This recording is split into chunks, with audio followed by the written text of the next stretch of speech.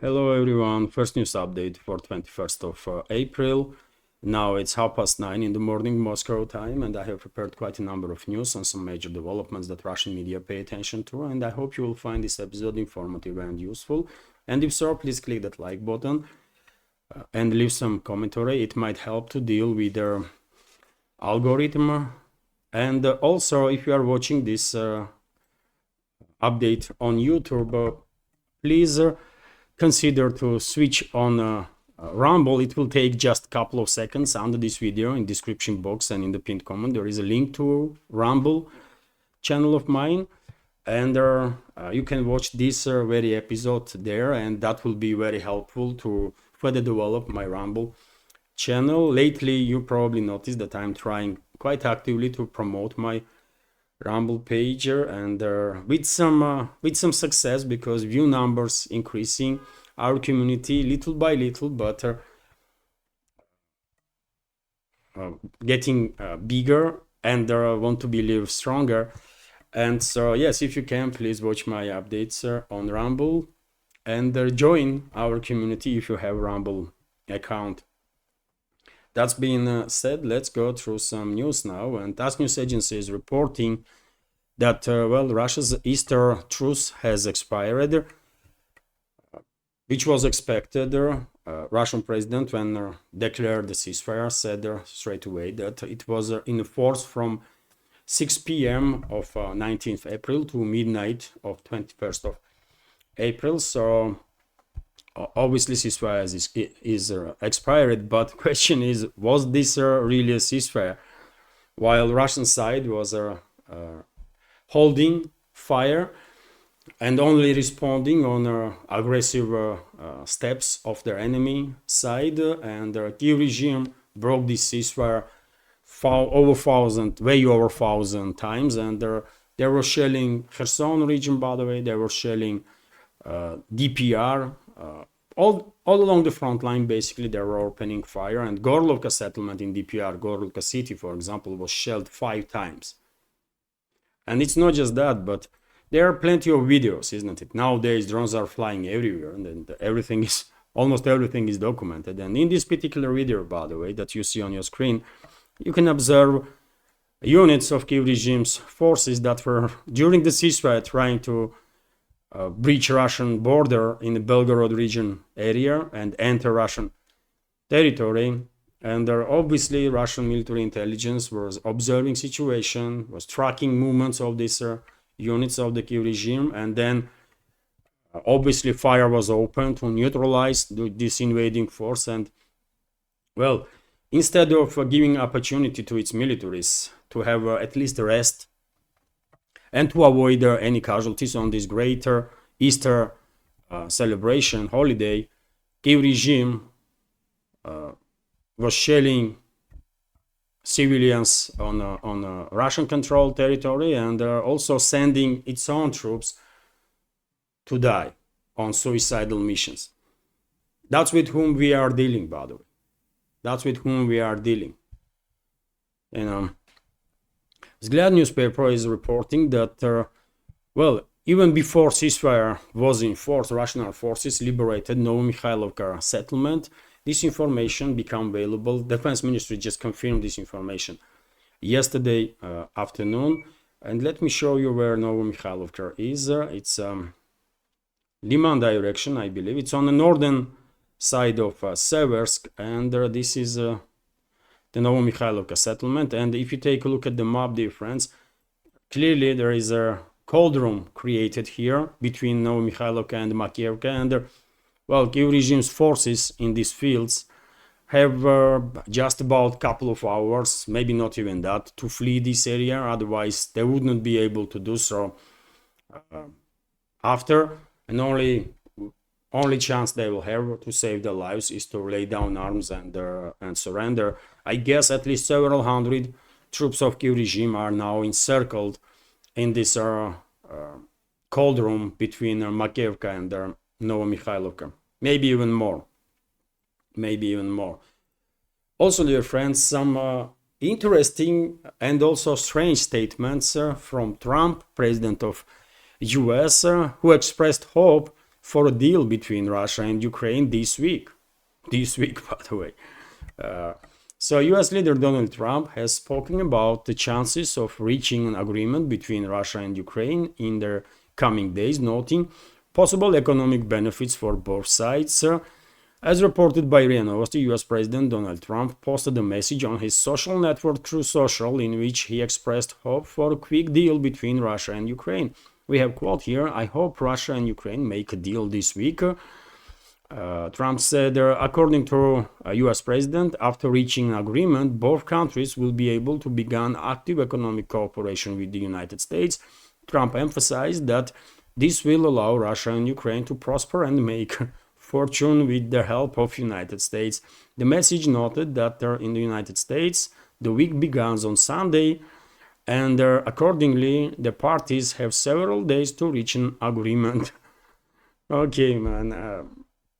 Well, what can I say, dear friends? If Trump and his team also, by making these nonsensical statements, and it is nonsensical, isn't it? Obviously, there can be no agreement, no this week, no next week, no ever between Moscow and this Western-backed terrorist regime of Zelensky, right? There can be no deal there because Zelensky, as Russian president and many other high-ranking officials pointed out, is an illegit representative of regime, right? He has no legitimacy, so there can be no agreements with him. He cannot sign up for nothing, right? And this is a principle, by the way. If anyone in the West are clearly, monitoring actions of the Russian president and steps that he's taking, everyone would understand in that case that he is very precise when it comes to actions. Everything he does has to be according to law. Everything. Right? That's how he operates, by the way. First of all, Russian law, obviously. But everything has to be according to law. And when it comes to Ukraine, this so-called Ukraine, by the way, former Soviet Republic, Ukraine's constitution says it clearly that during the martial law, presidential mandate is not prolonged. Only mandate of the state, rather, or parliament can be prolonged. So therefore, Zelensky is illegit. End of story, period, right? And Moscow cannot sign up any deal with this illegit representative of that regime. So maybe it would be better for Trump to, pay little more attention to laws and constitutions and to be more delicate when it comes to these very serious topics, because this statement makes no sense whatsoever to me personally. Only way one may justify such a statement is if Trump and his team now is preparing ground for US pullout from this proxy war, and therefore in that case, yes, one may say that after a week Trump might say, you know what, I try my best. I was hoping that they will sign up for peace and this and that, and they did not. So therefore, we are just walking away, and good luck, all of you, then, to deal with each other. If this is the plan of Washington, then okay, one may somehow at least explain what they are doing there in White House or in Washington. But otherwise, these nonsensical statements and ideas clearly are generating additional obstacles towards final long-lasting peace, right? And on this very topic, by the way, take a look at this report here. RIA Novosti is reporting that there was an article in Wall Street Journal according to which United States is considering the option of creating a neutral territory around Zaporozhye nuclear power plant as a part of settlement of the conflict in Ukraine. So another US idea, according to the Western officials, is to designate the territory around the nuclear reactors, nuclear power plant basically, in Zaporozhye as a neutral. The article says, according to publication, if this plan is implemented, control over this territory could be transferred to Washington. Does this information make any sense to you, dear friends? No, it's not, isn't it? Zaporozhye nuclear power plant belongs to Russia. Zaporozhye region is a Russian territory. It's a Russian federation. And there can be no neutral territories there, neutral areas nothing neutral about Zaporozhye region. It's a part of Russia. End of story, period. That's it. There is no but after that. Topic is closed, right? And what is wrong with the officials in the US, that they are not realizing this quite a simple stuff. According to Russian constitution, Zaporozhye region, Kherson region, DPR, LPR, and of course Crimea are part of Russia. That's it. And nothing can be negotiated about these regions. These regions, Crimea is obviously completely free. But when it comes to these other four regions, only question is how long it will take for Russia to liberate all the territories. That's it. And yet again, only way you can explain these quite nonsensical ideas that are generated in Washington is if they plan to really pull out US rapidly from this proxy war, and they are making now these kind of statements that so that they will say afterwards that they tried. They come up with this idea and that idea, and everything was rejected. So therefore, they have to focus on some other stuff, and they are just walking away. In that case, okay, but otherwise, if U.S. leadership really thinks that this idea makes any sense, then I don't know. I feel sorry for Russian officials that have to deal with this with their U.S. counterparts. Because, I mean, in life, by the way, we, certainly all of us, have met at least a couple of times some people that are just so stupid that you cannot explain nothing to them, right? I mean, no matter how hard you try, how strong of arguments you make, and sources and so on, you cannot explain to them nothing. And the US leadership leaves exactly such an impression, that you cannot explain to these people anything. They are just too stupid. I mean, that's how I see the situation, by the way, because no adequate individual will come up with these crazy ideas, man. It's just, nonsense, right? But yet again, if Washington just throwing these ideas on the table just to then let itself off hook, that they try and they've been ignored and therefore they just don't give a damn no more. Okay, in that case, at least there can be found some explanation of this this crazy stuff. But otherwise, I mean, this is too bad, man. This is just too bad. Anyways, let's continue, by the way. And obviously, when it comes to inadequate elements, Kyiv regime is a undoubted champion, because take a look at their demands that Kyiv regime is making from Germany. For example, they want 30% of everything that Germany has, Germany's military, is to be transferred to Kyiv regime, and also hundreds of billions of euros. So Germany should donate 30% of its available armored vehicles and military aircraft to Kyiv, according to Andrei Melnik, Ukraine's envoy to UN.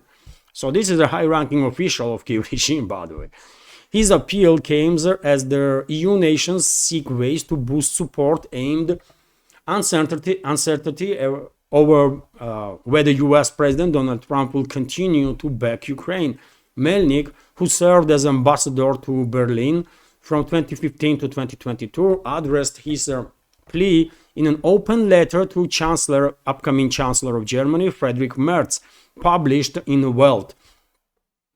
And let's see what he is demanding, by the way. According to Melnik, Germany should donate 30% of its Bundeswehr stock of armored vehicles and aircraft to Kyiv, including around 45 Eurofighter Typhoon planes, also 30 Tornado fighter jets, 100 Leopard 2 main battle tanks, 150 Puma, and 130 Marder infantry fighting vehicles. He also calls on Berlin to defy their expected resistance from the Social Democrats and send 150 Taurus cruise missiles also.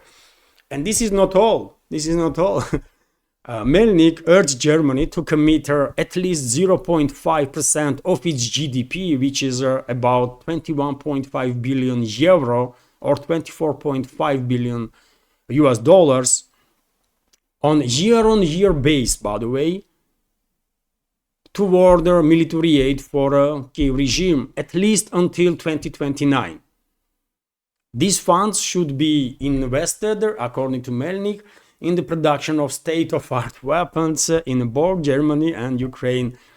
He is arguing, and also he is calling for 0.5% of GDP benchmark to be adopted across the EU as a huge warning signal to Russia. So he is demanding these billions and billions, tens of billions actually, to be paid not just by Germany on year-on-year basis, but by other EU member states also.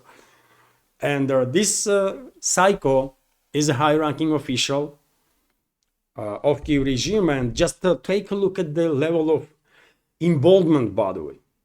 After Zelensky was greeted warmly by the globalists and globalists' main puppet regimes in Europe, UK and France. I mean, Kiev regime is clearly lost, completely lost touch with reality, if they ever were at least a little bit of adequate, but after this they lost it completely, and that's the results, by the way. They are demanding from Germany practically everything that they have. I'm not sure Germany even has operational 50 operational Eurofighters at any given point, or the 30 operational Tornadoes at any given point, or 100 Leopard tanks, by the way, that are operational at this moment. So Kiev regime quite effectively is demanding everything operational that Germany actually has. And I don't believe Germany has 150 Taurus long-range missiles right now that are ready to go immediately, right? In stocks, they might have a lot of these missiles, hundreds, maybe 500-600, or maybe more. But when it comes to operational readiness, I don't think Germany has 150 Taurus missiles that are operational at any given point. I don't think so. So that's the situation, by the way. That's with whom we are dealing, you know. And this stuff is a normal now in the West when Kiev regime is acting this way. It's been normalized, right? So being inadequate, being psycho, being crazy, being Nazi, fascist, terrorist, is being normalized in Europe, by the way, and in collective West in general, because they are happy to support this Nazi and terrorist regime, right? And who knows, once Merz is a chancellor, he may actually go ahead and give to Kiev regime literally everything that Bundeswehr has. Who knows, man? We are dealing with the psychopaths, so nothing to be excluded. You know, Russia should be ready for literally anything. And even though Kiev regime has some huge demands, currently Germany seems like not ready to give up on its militaries and to send everything to Kiev regime. But they are sending some stuff, by the way. So Germany is announcing new military aid package, therefore. So Germany has announced a new package of military aid to Ukraine, which includes armored vehicles, air defense missiles, and howitzers, among other weaponry. Earlier this month, incoming Chancellor Friedrich Merz indicated that he might break Berlin's self-imposed taboo on providing Kiev with long-range missiles, Taurus missiles, a remark that drew a stern warning from Moscow. According to the latest statements, in total, the Federal Republic of Germany has so far provided or committed for future years military assistance with value of approximately 28 billion euro, with around 5.2 billion euro or $5.9 billion worth of supplies coming from German military's own stocks. So they already are demilitarizing, by the way, German's military already, right? So, you know, at the meeting of of the Ukraine contact group in Brussels, German Defense Minister Boris Pistorius announced plans to donate military equipment to Ukraine in 2025. Donation will include 4 IRIS-T air defense systems, 300 air-guided missiles, 100 ground surveillance radars, 100,000 artillery rounds, 300 recognition drones, 25 Marder infantry fighting vehicles, 15 Leopard 1A5 tanks, and 120 portable anti-aircraft missile systems. So yes, unfortunately, Germany is involved big time in this proxy war against Russia, and it will pay a heavy price for it. I mean, just saying, it will pay a heavy price for it. All countries, by the way, that were involved in this proxy war against us will pay a heavy price, but some of them will pay extremely heavy price, and Germany is one of those countries for sure. RT is reporting that EU selective with the condemnation of the political prosecutions. According to Turkish foreign minister, relationships between Turkey and Brussels were not cool ever, really. There was no really friendly relationship between Ankara and Brussels, but lately, once mayor of Istanbul was arrested, these relationships become even more tense, and well, I guess Turkish foreign minister had enough, and he went on a rant. So Turkish foreign minister Hakan Fidan has accused the EU of applying double standards by remaining silent over the Moldova's arrest of Yevgenia Gutsul, the elected governor of the country's autonomous Gagauzia region, who was arrested on charges related to 2023 election campaign. And dear friends, when it comes to Gagauzia, I did mention this several times before. Why Turkey pays attention to this? Because Gagauz people, by the way, are only Turkic-speaking people that are Christians. All Turkic-speaking people in the world are Muslim. I mean, in general, obviously. And Gagauz people are Christians, Orthodox Christians, I believe. And but still, because they are Turkic-speaking, Turkey pays attention to this situation. And well, Ankara clearly is not happy that head of region, Gutsul, Yevgenia Gutsul, was illegally charged, illegally arrested. Nothing should surprise us after what happened in France, by the way, with Le Pen, after what happened in Romania, by the way, with Georgescu, right? Fidan noted that while the EU has been vocal about the detention of their Erken İmamoğlu, the former mayor of Istanbul and the potential rival to Turkish President Recep Tayyip Erdogan, they have not condemned similar actions in other countries. In France, a woman party leader was imprisoned for corruption. Did you criticize it? No. In Romania, a candidate who won the election was tried before the second round and was publicly banned. In Moldova, you imprisoned an elected regional head. Did you condemn this? No, Fidan stated, as reported by Hariat on Sunday. And it's true, by the way. It's true. Obviously, it's not even double standards at this point, what globalists and collective Western elites are up to. It's just a total embarrassment of the West, I will say, because world is watching, and everyone understands how fake all these people are that are in charge of their collective West countries. Vast majority of them. I would not say everybody, but I'm 100% convinced vast majority of the people that are in charge of collective West, the so-called elites there, are absolutely fake, despicable, horrible human beings. That's what they are, by my opinion. And relationships between Brussels and Ankara will further escalate. I'm quite sure about it. At least until Erdogan and these neo-Osmanic elements are in power there, or neo-Ottoman group of people that seek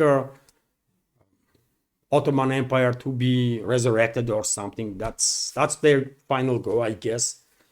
But anyways, let's continue. Interfax is reporting that Israel denies plans to strike Iranian nuclear targets in May.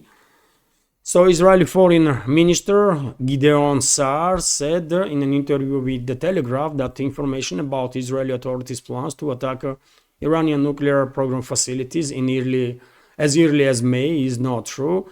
We have quote here, I'm a member of the Israeli Security Cabinet. I participate in all their meetings in a small circle, and I do not remember such a decision, he said in response to a request to comment on reports about Israel's intention to carry out operations against the Iranian nuclear program. And you know what? Can you trust this person? Can you trust anybody from Netanyahu's regime? Of course no. Of course no. It's not even a question, really. You never ever can trust these genocidal maniacs that are in charge of Israel right now. That's it, right? So therefore, unfortunately, in my personal opinion, risk is very high that these psychopaths that are in charge of Israel will go ahead with their strikes against Iran, despite Washington's opposition, at least public opposition to that. So risk is very high, and we can only hope that some cool heads, if there is any adequate people in the circle of Netanyahu, will prevail, and they will tell them that it's suicidal for Israel itself if they will attack Iran. And hopefully Netanyahu will not order such an attack. Otherwise, he will jeopardize security of not just Israel and Iran, but entire region and also entire world.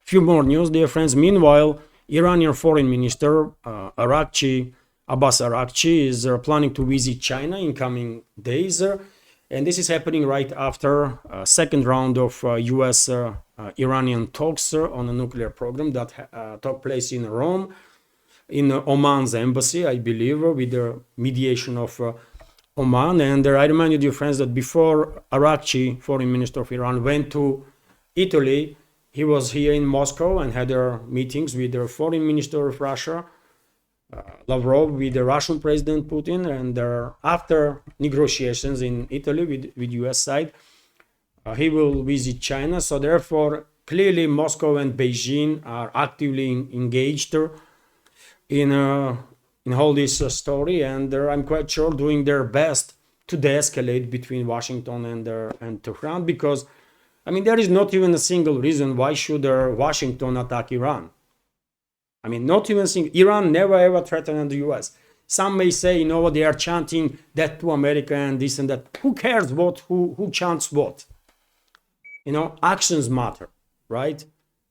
Actions. And last time I checked, by the way, Iran was actually ally of US in the fight against ISIS.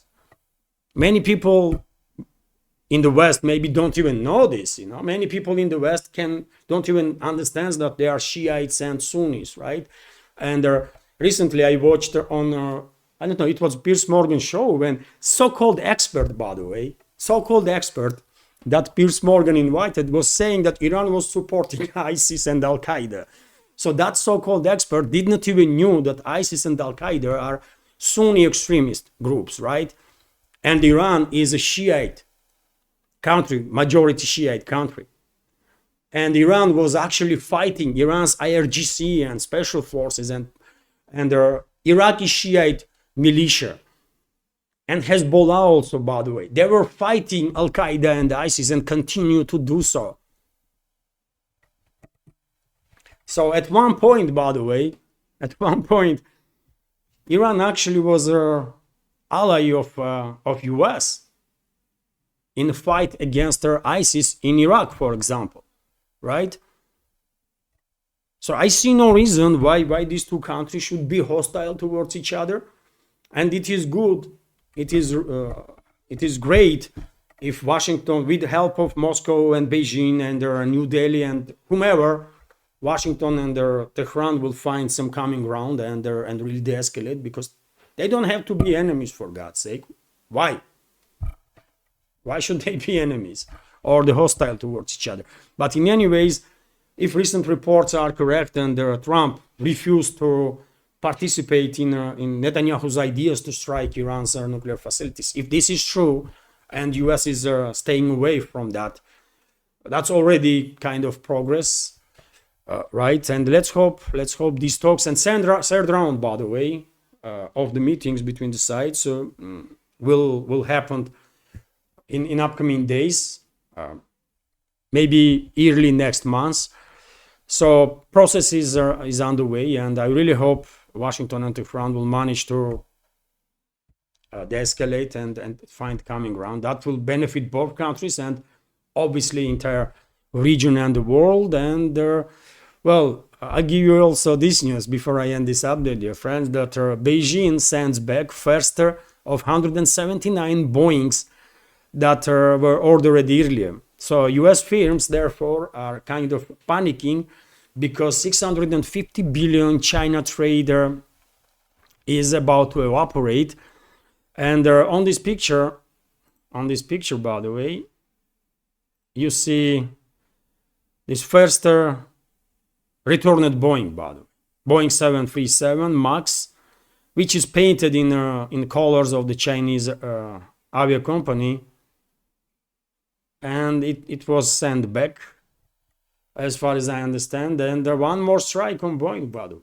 Earlier, there was reports that China will no longer cooperate with this US company, and well, they are following up their statements with the concrete steps, and that's the result. I guess Boeing shares don't really feel very well nowadays, if they ever did, right? At least in last several years, because Boeing is constantly in some dealing with some major issues, isn't it? And as I said, by the way, Boeing is finished.